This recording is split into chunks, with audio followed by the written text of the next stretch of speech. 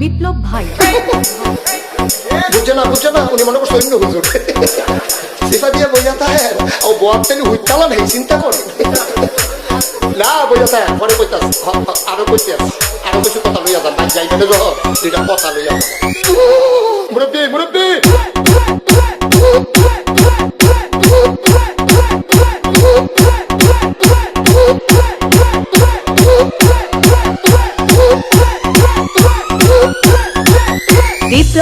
বিপ্লব please আমাকে ক্ষমা করে দাও প্লিজ কেরাম পড়ে ওরে বাবুকে ধরে নিয়ে আসেন ওরে দিচ্ছে আমি তীরে নেই প্লিজ আমরা তুল কোনটা এই জাম আরে এই জাম ওরে তীরে দিছে আমি তীরে নেই প্লিজ দূরে দাঁড়া ওরে দাঁড়া